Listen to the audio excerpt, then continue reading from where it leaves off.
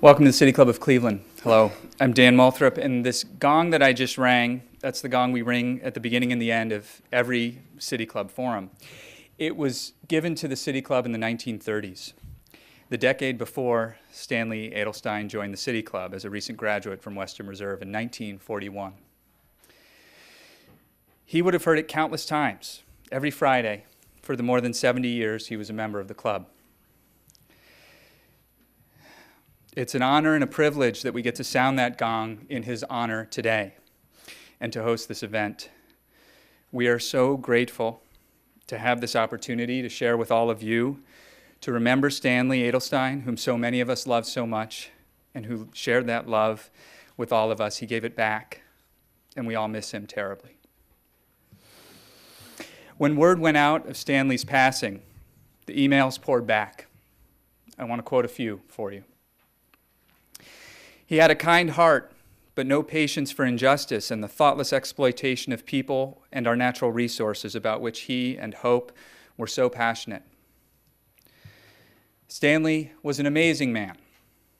He was truly ahead of his time.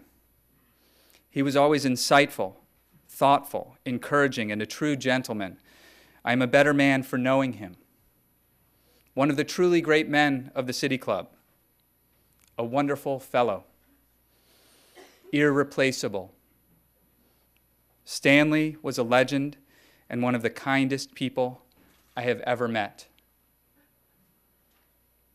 I could go on and on and on, the emails that came in. Many people will talk today, many will share stories of what Stanley meant to all of us, and we look forward to hearing them all. Now it's my privilege to introduce to you Rabbi Roger Klein of the Temple-Tifereth, Israel.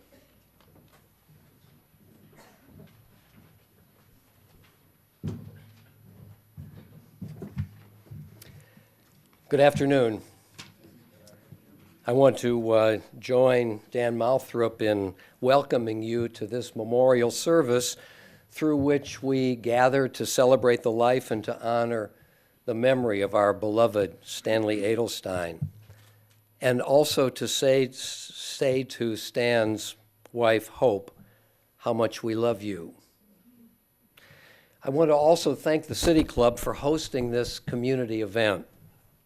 And I want to express my personal appreciation to Dan Moulthrop, to Bernie Carr, to Kathy Vilas for their assistance in organizing this service. Any attempt to describe adequately the depth and the breadth of Stanley Adelstein's lifelong commitment to the betterment of our community is doomed to failure. What we have tried to do here is to offer some sense of Stanley's wide-ranging involvements and the lifelong passions and the commitments that have animated them. Many individuals, family members, friends, colleagues, collaborators, admirers all, will talk briefly about their personal and working relationship with Stanley. Those of you who have followed his career know that we could easily have asked several others to speak here this afternoon. We could have, for example, asked Bruce Akers, the former mayor of Pepper Pike, to offer his reflections. Bruce told me the other day that Stanley was the most conscientious council member he ever worked with in his 20-plus years as mayor of Pepper Pike, and that Stanley always took his work for the community seriously, but never himself. And that so many people think of Stanley and you, Hope, as Mr. and Mrs. Pepper Pike. We could have asked Kay Carlson, the executive director of the Nature Center of Shaker Lakes, to speak. She told me on the phone yesterday afternoon that Stanley and Hope have been honorary life directors for many years, and that they have provided funds for nature education programs for young children and for the construction of a nature trail for the sight impaired. We could have asked Susie Bixel, executive director of the Jewish Family Service Association, to speak. She would have described how Stanley and Hope created the Hope and Stanley Adelstein Fund for Home Care Services, the intention of which was to enable people as they aged to stay in their homes as long as possible. We could have asked Joel Smirnoff, president of the Cleveland Institute of Music, to describe Stanley's and Hope's many contributions to CIM. Stanley was an honorary trustee of that venerable institution, and among other contributions, he and Hope quickly grasped the concept and then funded a prize for excellence in composition and performance for the cultivation of what President Smirnoff calls the composer virtuoso.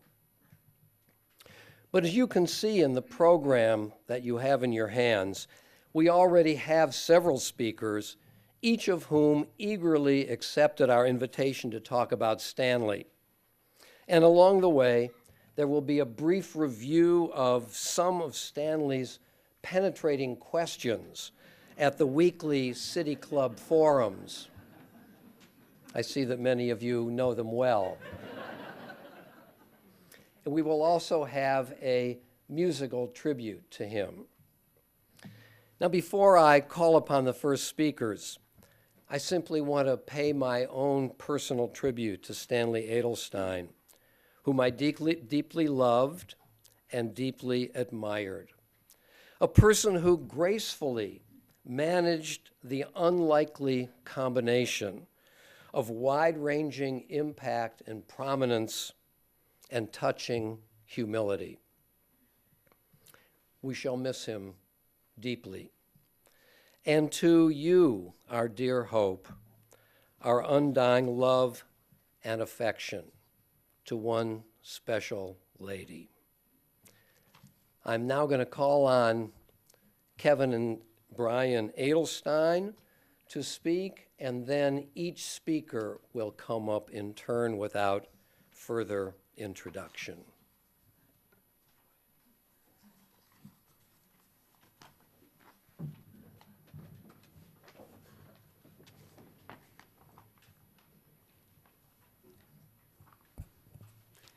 The earliest memories I have of my Uncle Stanley were many outings on my birthday. I remember once going ice skating.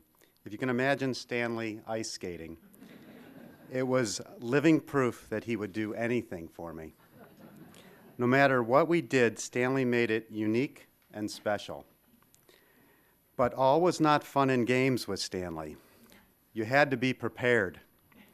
Just like the speakers here at the City Club, you knew he was going to ask you some challenging questions.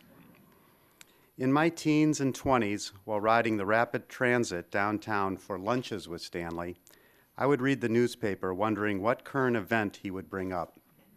I actually enjoyed the fact that every conversation had a purpose. There was never a wasted word. You always left a discussion with Stanley feeling like you had learned something new and important. On these visits to his office or out to dinner at the Racket Club, he would introduce me to his law partners or his many friends. He would briefly say something, well, it wasn't just a casual introduction. He would briefly say something interesting about the person that he was introducing me to, and then he would say something interesting about me to that person. They were not just polite gestures. He had the ability in his own way to forge a connection between people. I have rarely seen this done by anyone as graciously, effectively, and effortlessly as done by Stanley. It was a privilege to be related. Stanley was connected to so many people. You can imagine how easy the conversational game of Jewish or Cleveland geography is with Stanley as your uncle. He had 1 or 2 degrees of separation from a massive number of people. For years, the most fun I had with Stanley and Hope was taking my children, Max and Bree, over their house almost every Saturday morning. There was never any interruptions or distractions. He totally focused on them. He loved to do simple things on those mornings, and he made a project and a learning experience of each activity. He would play word games and challenge them with math problems as they worked, or with Play-Doh and erector sets and played checkers together. A touching memory of those times was when Max would often slip and call him Papa, which is what the grandkids called my father. Stanley just accepted it and went on. He went on and on in his life, making time for what was important to him and using his time wisely. For the past 15 years, he met my father for lunch every Wednesday. Even in his frail condition this past year, and since my father passed away, Stanley called my mother almost every day, checking in on her. But most importantly, the love of Stanley's life was hope. They were best friends who shared an unwavering and unconditional love. They claimed that throughout their 57 years of marriage, they never had a single fight. And Hope told me the other day, we simply agreed to never disagree. Stanley had energy, the generosity, and the determination to do good. We will miss him and remember him always.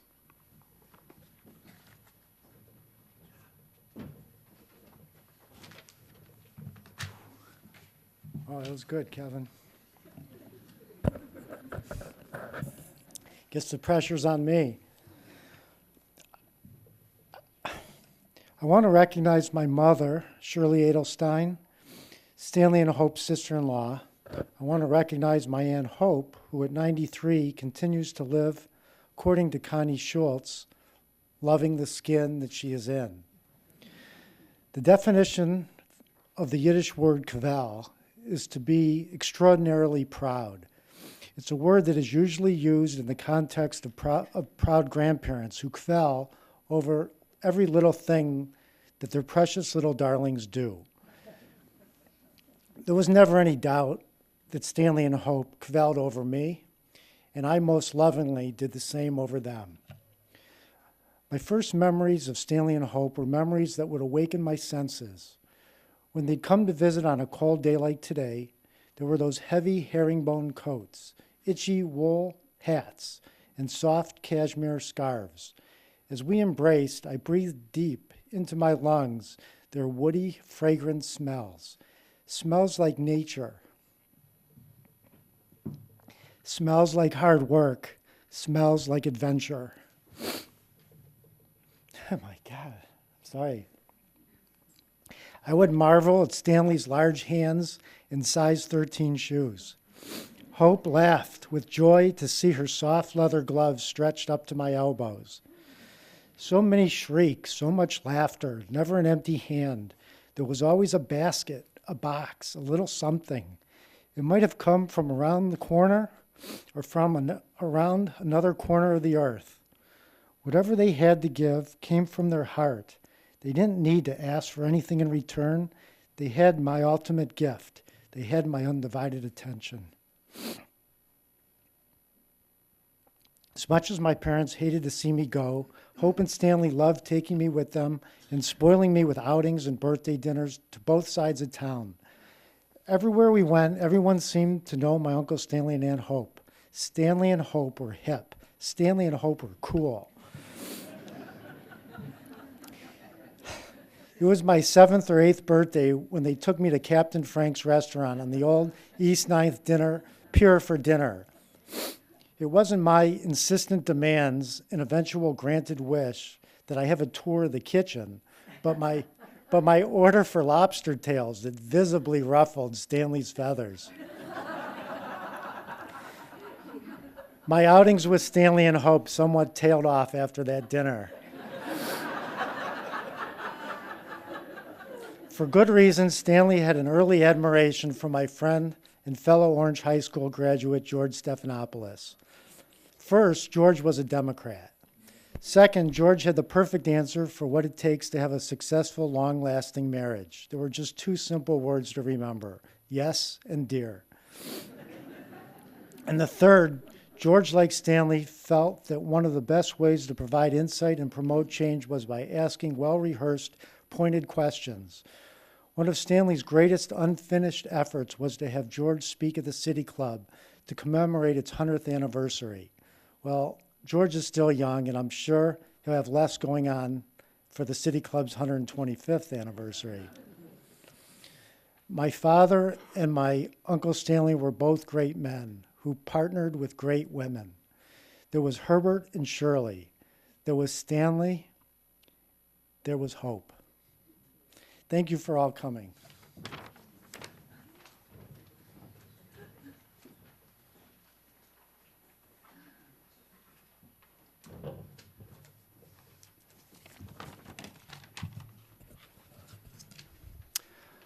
I'm Tom Frankel, Stan's nephew from Hope's side of the family.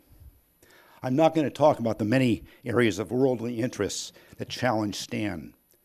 Rather, I'm going to focus on Stan's philosophy of life. On his 90th birthday, I wrote to him to say that he was my mentor and role model, and I wanted to be like him when I grew up. What was it in Stan that inspired these feelings? Here are the values that he gave to me and probably to most of you as well. Be an activist on every level. See issues around you and take them on. Be committed to civic and political engagement, respectful private and public debate, and personal action. Stan did this when he questioned George Bush before the City Club about the legitimacy of the Iraq War. Free and articulate speech in all of its forms provides the medium. Strive to reach beyond where other people might settle. Challenge and prod anyone who will listen. Look for win-win outcomes, as well as considering other creative approaches. Write letters, solicit funds, and get the broader community involved. Help provide the structure to show people that change is possible. Use whatever resources you have available as an impetus for progress. One person can make a difference. Pursue what is reachable, but also what is just beyond current reach. For example, when Hope and Stan wanted to buy their home in Pepper Pike, they had to get the consent of their neighbors because as Jews, they wanted to move into a then non-Jewish community. Change happened. Yes, write letters, lots of letters, often handwritten and personal. Get others to write letters as well. Do not be limited to local issues. I have a copy of a handwritten letter that Stan wrote to President Bill Clinton about California politics. Another letter was to the president of IBM, among many others, pushing him to use recycled paper in their annual reports. IBM and the others did change their paper. Also, write letters of praise and support for positive things that you see. Send copies of letters to everyone who might be interested. Write letters to many editors and articles for varied publications. Get the word out. Seek out and contact those people at the top of organizations, the decision makers. Ask thoughtful, probing questions. Don't take no for an answer on issues of core values. At the same time, incremental progress is often more acceptable than a revolution. Speak gently and always be respectful. Stan was the ultimate respectful advocate. Maintain your zest for learning. Carefully study the background material to be used in your writings. Look for knowledgeable people with common interests and learn from them. Be honestly interested in the life stories of individuals and organizations around you. How many times did inquiries result in Stan and Hope being catalysts for change in children's outdoor and classroom education, creating parks and gardens? Learn about, support, and appreciate your local and wider community's cultural and artistic heritage. Look at the numerous articles that Stan wrote about art, architecture, and various communities that they traveled to. Share your own personal and community history so others might learn from you, especially the next generations of your own family. Do not forget your roots. Read vociferously. Not just read, but also recommend, circulate, and discuss meaningful books and articles. But balance your activist self with love for your family and friends. Stan's love for Hope seemed to grow every time I saw them. Never stop appreciating the support of family and others, as well as the peace and beauty around you. Stan loved their home and gardens he and Hope created. Savor what you've accomplished in your life. Enjoy that life. Live comfortably, but avoid materialism. Look to the future. Be humble with hubris. Last but definitely not least, taper down, and those are Stan's words, activities as you age. This was advice not well followed by Stan. Thank you.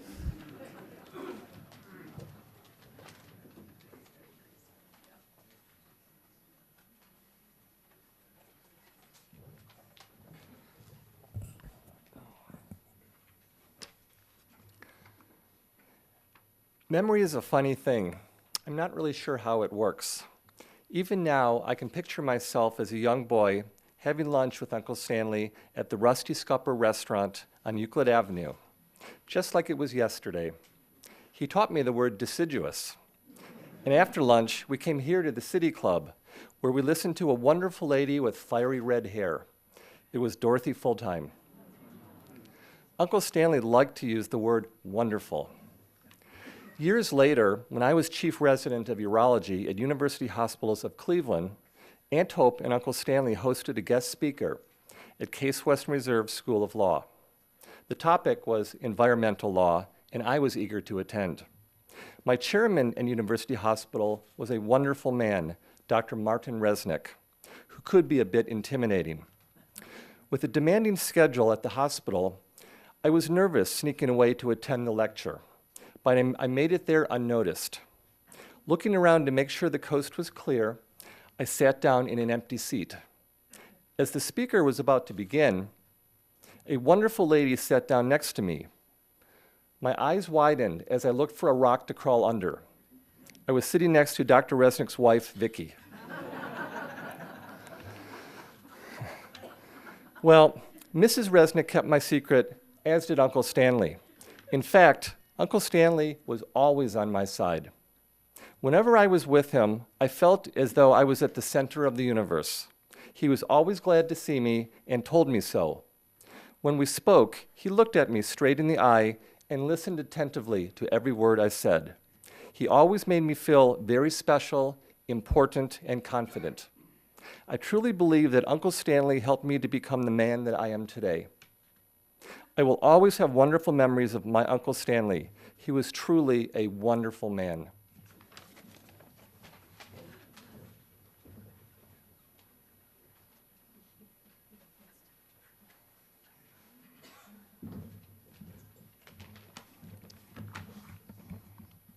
I'm Jim Foster, former director of the City Club. And the reason every one of us is here today is, of course, that we cared very much about Stanley. And the reason we cared about Stanley was, quite simply, that he cared very much about each of us. Not all of us as a group, but each of us. If people respected Stanley a lot, as we have heard, and they did, it was because he respected them. If people admired Stanley a lot, and they did, it was because he admired them. And if people loved Stanley a lot, and we did, it was because he loved each of us a lot. Many of us here today are part of our civic and culture and legal and business and educational communities, a wide array of important interests. Stanley cared about all of these matters. He cared very much, and each of us knows that to be true in our own relationship with him. Free speech, environment, music, arts, animals, children, philanthropy, such things mattered deeply to Stanley, and they weren't just slogans or good ideas. They were calls to action. And these are very important things, and Stanley and Hope have left an indelible positive mark on all. It may be hard and probably foolish to try to pick one word for Stanley, but I did. I tried to think of one, and I pick genuine. Our community has benefited from his zeal. Our city club is better. Our zoo is better. Our art museum is better. Our symphony is better. Our universities are better. Our public television station is better. The list goes on, and each of us as individuals are better because Stanley and Hope have been part of our lives. It is Friday. We're at the City Club, and Stanley is here. For 20 years, I came into this room and witnessed very important people stand at this podium. And there was a delightful, unassuming gentleman sitting right there in the audience, where you are. And as I think most of you know, he always took the opportunity to bring out the best in the speaker. He did it by politely and deftly and precisely encouraging the speaker to explain and often defend his or her ideas. And central to the idea of the City Club is, of course, that exchange of ideas. That was what Stanley loved most, the discussion, the inquiry, the debate. Not in the sense of arguing, but to understand another person's point of view and to learn from it. As we shall see in this video clip, Stanley was not afraid to take on anyone, but in such a polite and smart way. And not almost anyone, I mean anyone. Sometimes I would watch the speaker. They would smile courteously as the sweet elderly gentleman framed his question, only to realize, sometimes too late, that the questioner had used their own logic to, well, let's just watch.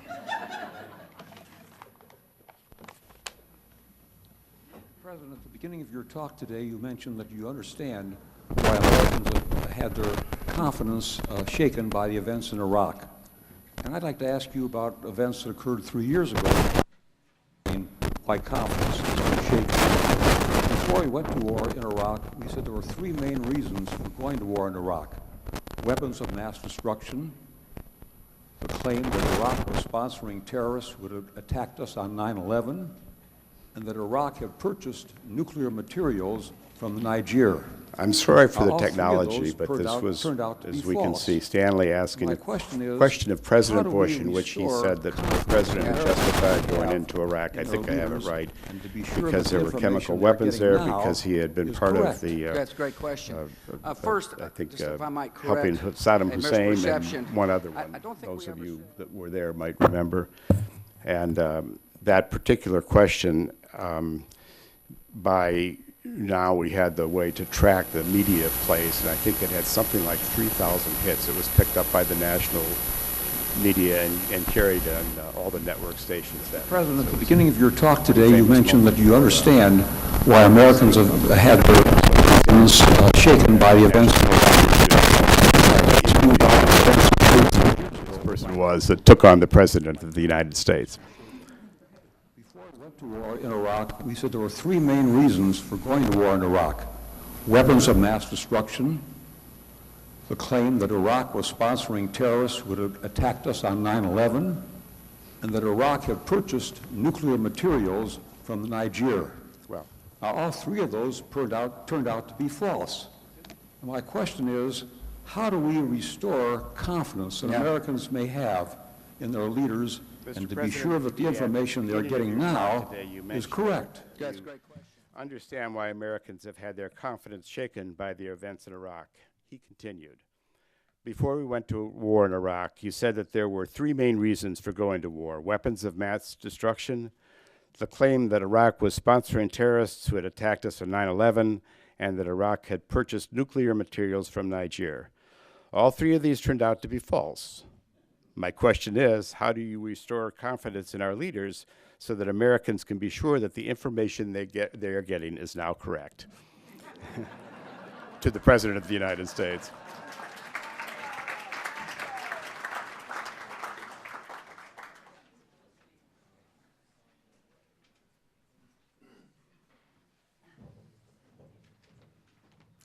Well, it is awfully hard to follow Stanley himself. That was really wonderful. Stanley was an environmentalist. And for many people, the word environmentalist has some awkward connotations. Somebody who's against, somebody who's fighting, somebody who's oppositional to get the right way. Well, Stanley turned that concept of being an environmentalist on its end. Because do you know anybody who is more gentle, who is more intellectual about the environment, who cared more deeply. He developed this ethic early in his life. He saw clear cutting in the Pacific Northwest, and he brought that care and that concern back here to Northeast Ohio. And I really believe today the importance of the environment and sustainability in Northeast Ohio and what this means for the future of Cleveland really is in part due to Stanley's work of making environment an important concept, an important word, and bringing the kind of gentle yet strong, dignified care to concern for the environment to be a part of the fabric of this city and really of this state as well. Stanley also cared deeply about organizations and environmental organizations. He began by caring about us as leaders, and I think every one of us who leads an environmental organization, we all thought we were his favorite. But honestly, he cared about us all. I love that he brought together the City Club and environmental organizations to have this wonderful series and in part to educate all of us. How many of us received those clippings from him, articles from him, things he wanted us to think about? And yet every time I met with Stanley and Hope, the first question was always, how are you? How is your family doing? What's going on in your life? And then we talk about the issues of the day. He also cared about how healthy our organizations were, and one of the ways that Stanley and Hope have left a legacy in this city is they helped start planned giving programs in numerous organizations, not just environmental organizations, by hosting parties and events and telling how important it is for us to have planned gifts for years and years and years to keep our work going forward. Stanley and Hope truly are leaders, have been leaders, and have made a huge difference in the environmental work, and theirs is a legacy that will go on. And you can see that in the work of numerous ones of us, and I want to especially call out the Nature Center at Shaker Lakes, which he cared deeply about, Earth Day Coalition, and for us at Cuyahoga Valley National Park. One of the other things that Stanley and Hope really made a difference in is exposing children in Cleveland who they care about so deeply, urban children, low-income families, giving them opportunities to be in park-like settings. And I'd like to close with words from a Cleveland teacher about an experience, because to me, this is a great summary of the difference that Stanley made and the work that Stanley and Hope have done that will carry on years and years into the future. This teacher talked about coming to the national park and saying, here they experienced what they are studying. They do the experiments that help them understand the essential question, what does it mean to live in a healthy watershed? The teacher said she's been teaching her students about the Great Lakes and the Lake Erie watershed, but realized immediately that some of her students needed a primer on their own region. Our school, she said, is less than a mile from Lake Erie, but we have students here who have never seen the lake in person. Some of the young ones even think there are sharks in there. But they've learned a lot this week in the national park that is added to what we've been teaching them. And the lesson isn't over. Stanley and Hope, touching the future. The teacher said she hopes to have the students help come up with a recommendation to the school district for an eco-friendly design for the new Michael R. White School, which may be among some 20 schools scheduled to be replaced with money from a recently approved bond issue. Teacher's words, we want to show the district that what we've learned could have a benefit not only to us now, but to future generations. Stanley and Hope, touching the future. Thank you.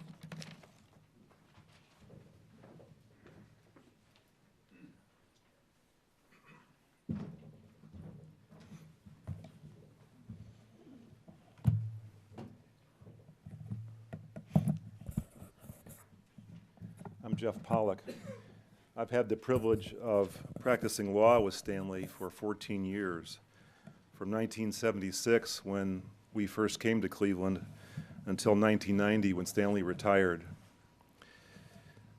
My wife and I first met Stanley and Hope when we arrived in Cleveland from Boston. I was a newly minted attorney. We didn't know a soul. We had never been to Cleveland. We had 3 children, aged 2 and twins 6 weeks old. And who reached out to us? Stanley and Hope. They invited us to dinner. They included us in their lives and made us feel special. And I remember it like it was yesterday. And I have no doubt that many in this room have had similar experiences, and we've heard that already, over and over. Stanley was an exceptional person. He cared genuinely and personally for all those who knew him. I remained a friend and colleague from that time on, now 38 years. And I want to relate briefly Stanley's legal career. He graduated from Adelbert School of Law, which is now Case Western Reserve, in 1946, and was awarded the Order of the Coif, which is an honorary society for those with the highest grades in law school. In 1996, he was awarded the Centennial Medal by the law school, and in 1997, he was chair of the School Benchers Society. He remained active in the law school, and together with Hope, they endowed a program to provide an annual award for the best student in environmental law, and also endowed a scholarship for law clerks in the field of environmental law. Stanley started in 1950 with the law firm of Burkhaber and Barrick and spent the balance of his career with that firm, retiring after 40 years in 1990 with McDonald Hopkins after Burkhaber and Barrick merged with that firm. And it was Burkhaber and Barrick, the law firm that I had the opportunity to work with Stanley. He specialized in pension and profit-sharing law. That specialty requires a high level of detail. There are laws and regulations that are exacting and complex, and it fits Stanley perfectly. Stanley practiced law in a punctilious manner. That's an unusual word, but it fits him well. It means concern about precision and exact accordance with legal requirements. And I use that word in the highest and best sense. Stanley practiced law with the highest degree of care. He acted as a fiduciary would. Justice Benjamin Cardoza, describing fiduciary in a famous 1928 case, used a derivation of the same word. Justice Cardoza, describing a fiduciary, said, "Not honesty alone, but the punctilio of an honor the most sensitive is the standard of behavior." Stanley practiced law with the punctilio of an honor the most sensitive. He was knowledgeable about his field. He engendered outstanding client loyalty. The lawyers in my firm today say they can follow his detailed notes from years past. When attorneys referred clients to Stanley, that lawyer knew that matters were in good hands. Stanley represented many companies, both large public companies and smaller, closely held family companies and businesses. He performed their legal work with knowledge, precision, and care. And Stanley practiced law as he led his life, which was a meaningful life. David Brooks, the New York Times columnist, just this week said this about the meaningful life. The first thing we mean is that life should be about more than material success. The person leading a meaningful life has found some way of serving others that leads to a feeling of significance. Second, a meaningful life is more satisfying than a merely happy life. Happiness is about enjoying the present. Meaning is about dedicating oneself to the future. Happiness is about receiving. Meaningfulness is about giving. Happiness is about upbeat moods and nice experiences. People leading meaningful lives experience a deeper sense of satisfaction. Stanley Adelstein led a meaningful life, both in his personal and civic life and as a lawyer. I'm proud to have known him. I will always remember him.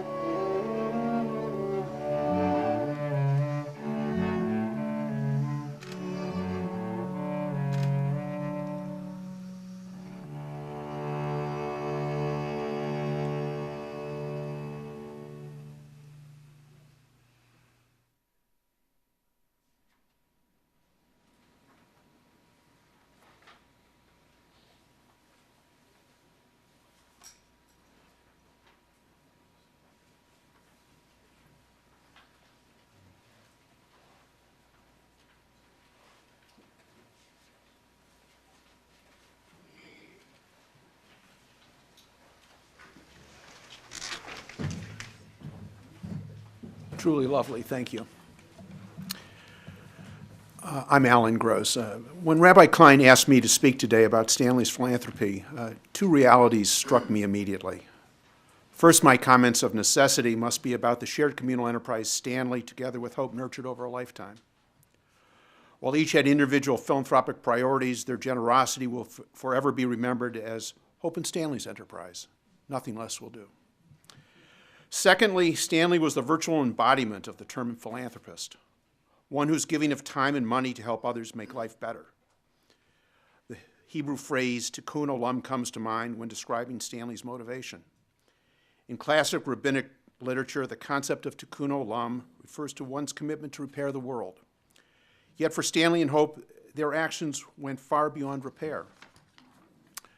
They observed the world as they confronted it and consistently asked and answered the question, how can I make it better? Fixing was never the goal. In October 2008, Hope and Stanley were honored by the Jewish Federation of Cleveland with the Grease Family Award for Community Service. The award was established in 1995 by Bob and Sally Grease to recognize annually individuals exemplifying the best of leadership in the Jewish and general communities. Hope and Stanley to this day are the only couple to have jointly received the Grease Award, honoring their collective contributions of treasure, time, and talent to an array of charities benefiting both the Jewish and general communities, including organizations involved in the arts and culture, children's services, education, social services, social justice, and of course the preservation of the environment. Stanley's concern for the environment was legendary, as we've heard, both as a funder and as an advocate, whether in his singular success convincing publicly traded corporations to use recycled paper in their annual reports, or various governmental agencies to use natural gas in place of more polluting fuel, and ultimately in a Federation endowment fund, which will continue to support environmental programming. Upon the presentation of the Grease Award, Stanley responded with the following words: "We are honored and humbled to be included amongst a distinguished group of people who have previously received this prestigious award. Serving as volunteers with Jewish and non-Jewish community organizations throughout the greater Cleveland area has been a symbiotic experience for us both. We have learned a great deal from the diversity of the organizations and the diversity of their staff and membership, whether it be race, religion, color, economic status, or age. We are grateful for having had the opportunity to make a difference in such a wonderful community." In my considering Stanley's legacy, both as a friend, colleague, and institutional beneficiary, two observations came into sharp focus for me. With rare exception, the impact of this lifetime of generosity was intended to enrich our greater Cleveland community, not elsewhere. For Stanley, we collectively, as the greater Cleveland community, were his family, a family which he cherished and wished to continue to nurture and improve. My second thought specifically relates to Stanley and his unbridled passion to make a difference. Some might think of this driving force as doggedness or tenacity. My image of Stanley is that of a freight train. Once his eyes were set on a destination, full speed ahead. In fact, for those of us who worked with Stanley, we knew once Stanley's mind was made up, get out of the way. Stanley would make it happen. Neither no nor not now were in his vocabulary. To paraphrase Newton's first law of motion, once Stanley was in motion, forces of nature took over. There was no stopping him. Two recent memories are especially illustrative. Last fall, I accompanied Hope and Stanley on a visit to the Mandel JCC for an update on the success of the Hope and Stanley Adelstein Children's Garden. The garden had been established the previous year through the Adelstein's generosity. We learned that the garden had become a wonderful hands-on learning experience for Mandel JCC preschoolers. As a result of our site visit, the Adelsteins agreed to arrange for additional funding to build and install a gazebo. For most donors, the next contact would have been at the dedication of the gazebo, not for Stanley. Within days, Stanley was in frequent contact with the JCC staff and the architect to address issues related to design, construction, maintenance, and timeliness of installation, anticipating the job could be completed before the winter. Unfortunately, it was not to be, but it was not for Stanley's lack of will. I suspect if it had been within his capacity, he might have been on site coaching the construction to completion. On Friday, November 21st, Stanley and I visited for the last time. Not surprisingly, it was a classic Stanley experience for me. I met with him in his home office. He sat at his desk, I sitting next to him. He had recently been diagnosed, but remained optimistic that a second opinion might yield a more positive result.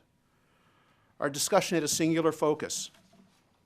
We worked together to confirm that the charitable organization so important to Hope and Stanley over a lifetime would receive renewed financial support before the end of the year.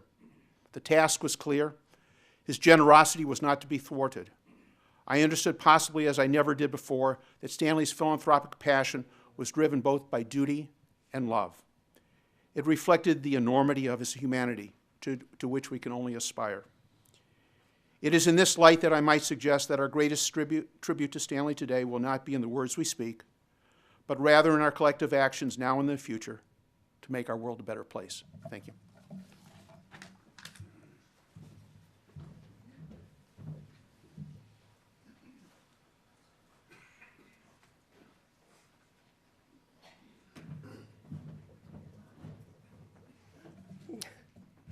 I love you, Hope. I know that. I'm Connie Schultz. I think I need these. So I'm an older Connie Schultz every day. I am here to celebrate Stanley as my friend and as a husband to the equally remarkable Hope Adelstein. I have known them for more than 30 years, and I have often called Stanley and Hope my surrogate parents, and most of the time they seem to have appreciated that. First, I want to pay tribute to Stanley, my beloved friend. Long before I became a columnist, I was full of opinions. Stanley encouraged me to speak my mind always, but he did once over lunch offer this gentle advice. Connie, I wonder if you might benefit from occasionally counting to 10 before saying what is on your mind. Do you remember that, Hope? I saw her squeeze his wrist harder and harder, but I was listening. To this day, I do that. Not always, but often enough. I pause before putting my fingers to the keyboard, mindful of what Stanley meant. Words matter. Make every one of them count. Once I was a columnist, I never had a greater champion than Stanley. He wrote more letters to the editor, and I know this because I've counted them.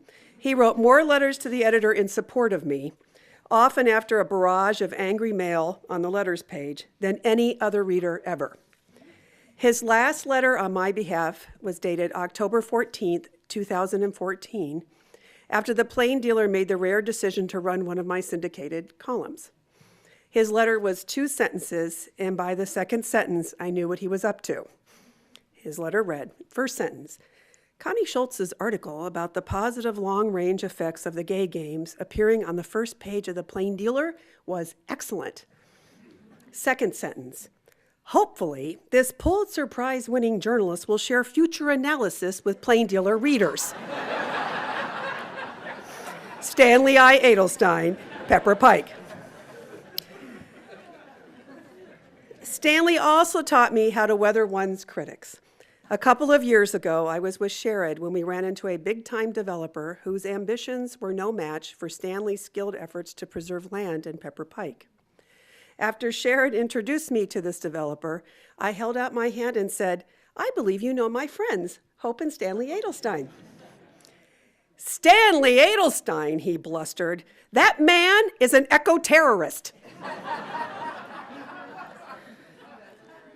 I called Stanley about this encounter a few days later, and his response fuels my own retorts to angry mail on many a day.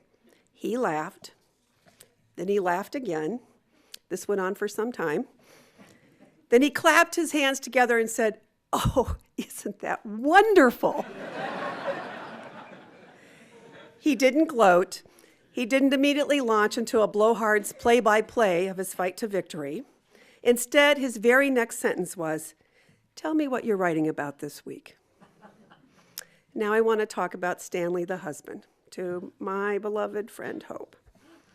As my friend, Dr. Gailey McCracken, who is with us here today, who introduced me to Hope and Stanley more than 30 years ago, said to me a couple of weeks ago as we were driving over to visit Hope, they've always been one name, Hope and Stanley, Stanley and Hope. I was a single mother for a decade of my friendship with Hope and Stanley, and I paid close attention to how Stanley treated Hope. He was the kind of husband, is the picture, I love that because it illustrates what I'm about to say. He was the kind of husband who always leaned in when she spoke. And I often caught him watching her when she wasn't looking. As Hope has told me countless times and said just 2 days ago to Gailey and me, he was the kindest, gentlest man I've ever known. When Sherrod and I became engaged, I called Hope and Stanley. Any of you who've been on the phone with one of them, knows how often it becomes a conference call.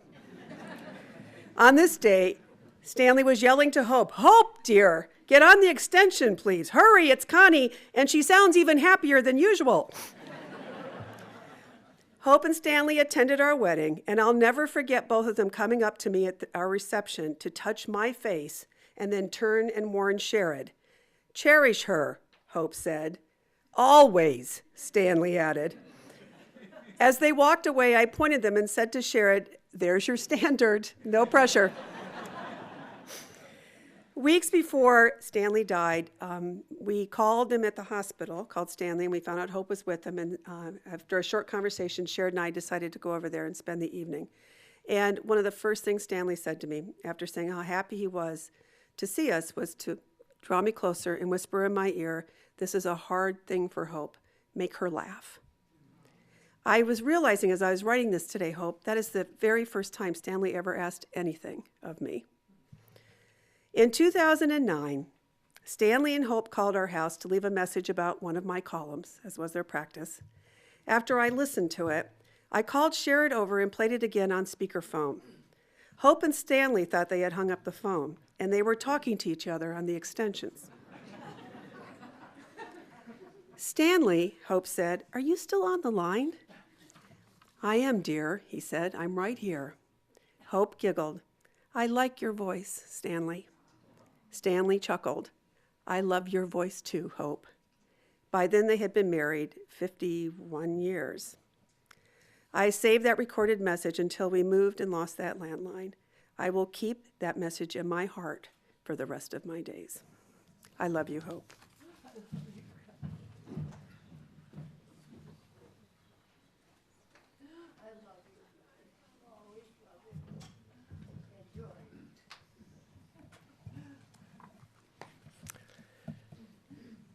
Before concluding this celebration with a prayer, I want to express my deep appreciation to all the speakers here this afternoon in so many heartfelt and personal ways have helped to bring to life as a wonderful and special individual.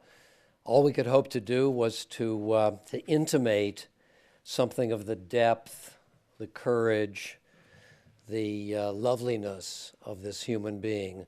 And I think you'll agree that our speakers this afternoon have helped us to accomplish that.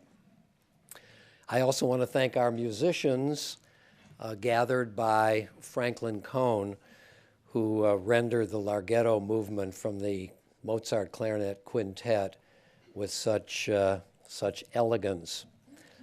May I also invite you to the reception, which will take place after this ceremony. And I want to thank all of you for coming here this afternoon. When we experience a loss and we have no adequate words to describe what it is we're feeling, there's nothing more healing and comforting than to feel the presence of one another.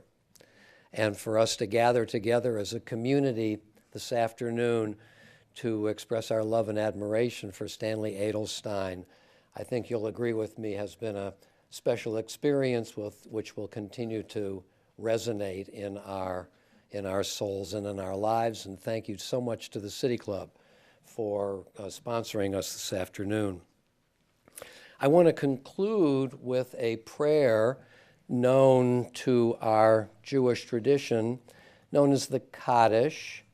The Kaddish prayer comes from the Hebrew word that means sacred or holy.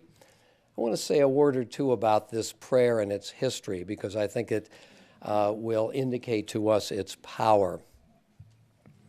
This prayer goes back 2,000 years into the academies in Babylonia and in the land of Israel, where rabbis and their students would gather to study Torah, to study the Word of God and to feel the presence of the divine in their lives.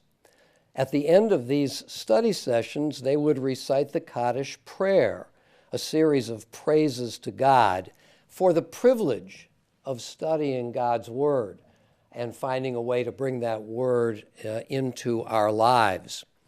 1,000 years later, that is 1,000 years ago, this prayer became intimately connected with the thoughts of our beloved dead, those who have passed from our view, but about whom we still continue to think.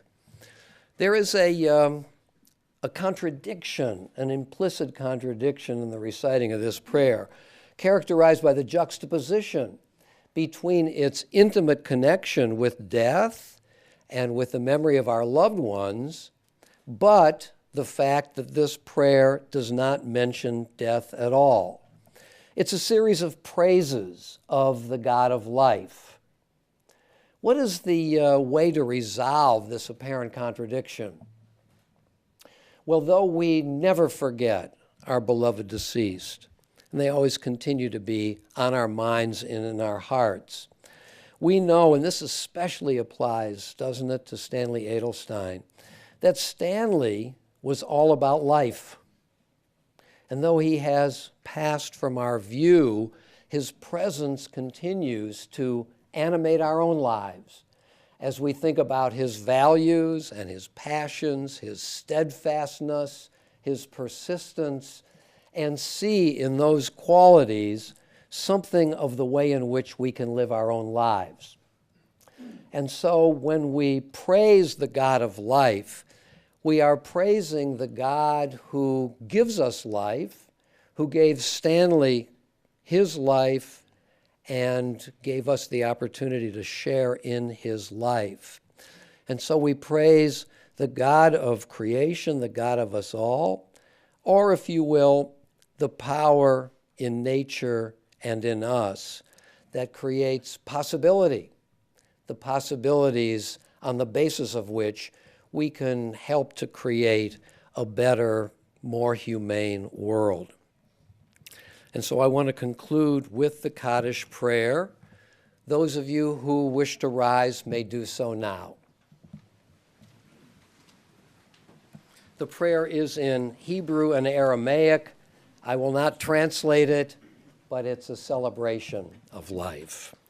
As we say, Yitgadal v'yitkadash shemei Rabbi, v'yalma divrach hirutei v'yamlich malchutei, b'chayichon of yomeichon v'chayedechal beit Yisrael, ba'agalav izman kari v'yamru amen, Yehei shemei Rabba mevarach le'olam olamei almaya, Yitbarach v'yishtabach v'yitpa'ar v'yitromam v'yitnaseh, Tadar v'yitaleh v'yitalal shmei dekudashah barichu, Le'ela min kol birchata v'shirata, Tushbachata v'nechemata da'amiran b'yalma v'yimru amen. Yehei shalom araba min shemaya v'chayim, Aleinu v'yal kol Yisrael v'yimru amen. Oseh shalom bimromav, hu ya'aseh shalom, Aleinu v'yal kol Yisrael v'yimru amen. May the source of peace send peace to all who mourn and comfort all the bereaved among us. And let us say together, Amen. Once again, thank you so much for being with us. This concludes our service.